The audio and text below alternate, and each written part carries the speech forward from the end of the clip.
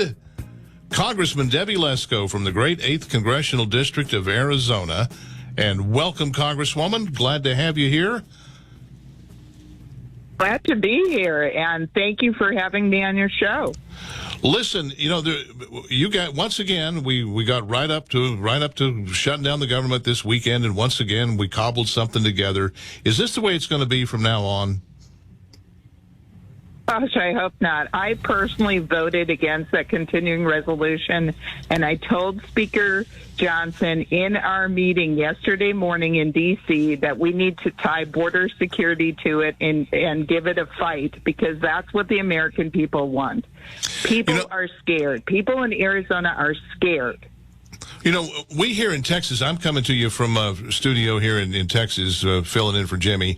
We shoved a lot of the activity toward Arizona when Governor Abbott closed up Eagle Pass and put up the razor wire, the concertina wire, and the shipping containers. So now you guys are getting it. It's moving into California. It's a real problem.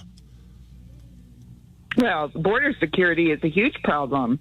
It's as you know, 169 people on the terrorist watch list were caught crossing the border. Those are just the ones that are caught last fiscal year. So far this fiscal year, since October, 58 people were caught on the terrorist watch list. But there's others that have gotten in. I mean, ICE just identified recently that there was someone from Somalia that's been in our country on the terrorist watch list for almost a year. They're not properly vetting these people. There's too many people. And in Arizona, this has been going on for a long time, but it's gotten much worse under President Biden and his open border policies. Well, let me ask you something, because in the first segment of the show, Congresswoman, I was talking about there have been, the Republican Party. There's factions inside the Republican Party that have reservations about Donald Trump, about him as the candidate. Nikki Haley's hanging her entire candidacy on the idea that Donald Trump is not electable against Joe Biden, but she is. There are the never Trumpers. There are all these things that this kind of cloud that hangs around Donald Trump. But my premise is it looks like the primary voters in this country, Republican primary voters, have decided on Donald Trump. He's going to be our guy. The alternative is more of what we're getting, which is I say chaos. It goes way beyond chaos on the southern border. We have basically an invasion on the southern border, and the people that are coming across the border, a lot of them just want a better life, but a whole lot of them want to do us real harm. And so the choice is another 10 million people in 4 years from now, or Donald Trump. What say you? Well, I absolutely agree with you. I mean, under President Trump in December of 2020, when he was still president, there were 74,000 crossings on the southern border. You fast forward 3 years later, December 2023, under Biden, there were 302,000 apprehensions at the border. And those aren't even the people that are gotaways. That is the size of Cincinnati, Ohio, crossing the border in just 1 month. And it's all Biden's fault. I mean, on day one, he stopped construction of the border wall. Then he reversed the Remain in Mexico policy. He's doing this mass parole thing. He's inviting more people from Venezuela, Nicaragua, Cuba. 30,000 a month can just fly into our country and they can legally stay here. We have in Scottsdale, Arizona, there's Venezuelans and Chile, people from Chile, illegal immigrants breaking into houses, using Wi-Fi blockers to go around cameras. This is scary. I'm telling you, people in Arizona, it's gone beyond that they're angry. They are scared. And in my opinion, and in the opinion of millions of people across America, the only solution is going to be electing President Trump, because he has a proven track record of securing the border. Biden wants open borders. It's very clear from all of his actions. We need to elect President Trump if we're going to save our country. Well, listen, he's blaming it on you because the Senate bill that passed that didn't make it through the House, he's saying it's your fault. Here he is, cut 4, guys. I understand my predecessor's legal past today. So here's what I would say to Mr. Trump. Instead of playing politics with this issue, instead of telling members of Congress to block this legislation, join me, or I'll join you in telling the Congress to pass this bipartisan border security bill. We can do it together. You know and I know it's the toughest, most efficient, most effective border security bill this country has ever seen. So instead of playing politics with the issue, why don't we just get together and get it done? Let's remember who the heck we work for. We work for the American people, not the Democratic Party, the Republican Party. We work for the American people. And let's remember who we are. We're the United States of America. So it's Congress's fault.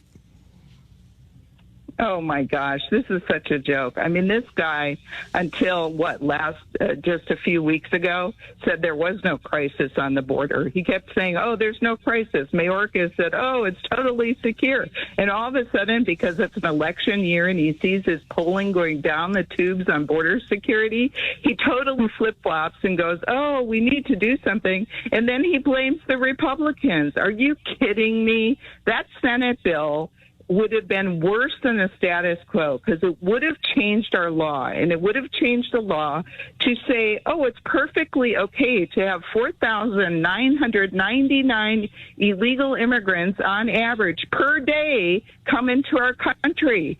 That's terrible. Why would we do that? That would tie the hands of President Trump. He couldn't secure the border because we would effectively put into law that just one person under 5,000 a day, oh, it's perfectly fine that they cross the border. Yeah, but that's That's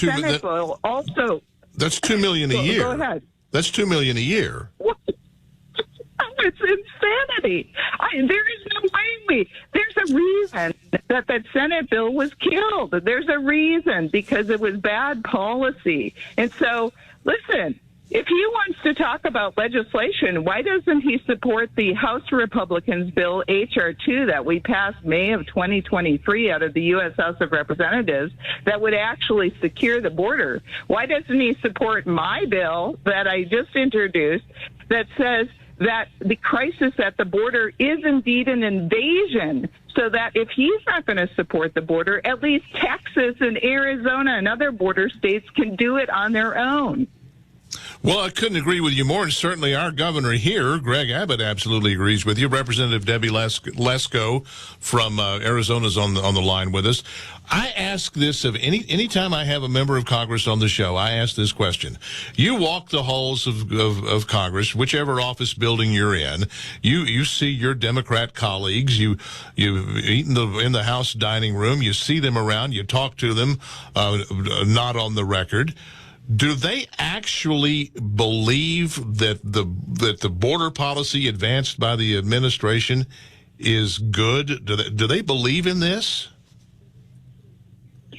The only thing that I can think of that's logical reason that the Democrats and Biden are pushing these open border policies is to gain more congressional seats. Because if you think about it, if all these millions of people are coming into our country, they're going into California, New York, Democrat states, and then they can get, when they do the census, then they count residents, not citizens, residents. So then they can gain more congressional seats. That's the only logical reason I can think why they would want an open border that allows illegals in to murder a 22-year-old Georgia nursing student, there's another illegal that was accused of killing a 2-year-old baby. There are illegals here in Arizona that have killed a police officer years ago after a chase. I mean, not all people that cross the border are sweet, innocent people. There are dangerous people crossing into our country. Why in the world would any Democrat support that is beyond me. All I can think of is they care more about gaining more congressional seats than they do about securing the border and protecting Americans. Well, then I guess they're thinking maybe they're importing future Democrat voters so that there'll never be a Republican majority again. This very cynical reason to be impoverishing your own citizens and your own constituents, don't you think? Well, it's totally cynical. But I have learned from the time that I've been in the Congress is that the Democrats usually have these strategies, right? And they go full force on their radical agenda. And Republicans, we're more like logical. We're more like for protecting our laws, our Constitution. We're like, we want to play by the law. We're law and order people. The Democrats, not so much all the time. How quaint. We're going to play by the rules. So in the time we got left, the Republicans, one of the things that frustrates me about the Republican Party is we can't quite seem to get united when we need to be united. Can we coalesce this time behind Donald Trump since he's going to be the nominee, do you think? Well, I certainly hope so. I have endorsed Donald Trump. Listen, we cannot afford to have Joe Biden in there for another 4 years. He has not only opened the border, crime has increased, prices of everything at the grocery store are through the roofs, prices of homes have gone up, everything has gone up. People can't afford to live anymore. This is a total disaster, and we have to elect President Trump if we want to save our country. Well, I agree with you. The question, though, is do you think the Republicans can coalesce? They didn't in 2016. They didn't in 2020. Can we do it this time? Well, I'm certainly going to fight for it. I hope so. My goodness sakes. I mean, he's ahead by how many points? There's no other option. As you said, the option is binary. You either vote for Trump or you vote for Biden. It's very logical. If you stay home, you vote for. So that's a vote for Biden. Correct. Correct. And I have been telling people this. Even people, there are some, like you said, there's some people out there that can't stand President Trump for whatever reason. I tell them to get over it. You have two selections. You either go with Biden, who's ruining our country, or you go with Trump. I agree with you. Representative Debbie Lesko from the great 8th Congressional District. Where is the 8th District? Where's home for you? It's Phoenix and the suburbs of Phoenix in Arizona, and it's beautiful today. Sunny, 70-some degrees. It's awesome here. Well, that sounds wonderful. You can get yourself geared up for when it's 113 later in the year. Then I'll go in the air conditioning. And that's why we have. Yeah, but then you're despoiling the planet. Don't you understand? You can't do that. Debbie Lesko. Yeah, according to Biden, yes. Yeah, I agree with you. Thank you so much. And put down that hamburger because the cow farted. You can't be doing that either. This is the choice. We're underscoring the choice. Debbie Lesko from Arizona. Thanks for being part of the program. Have a great weekend.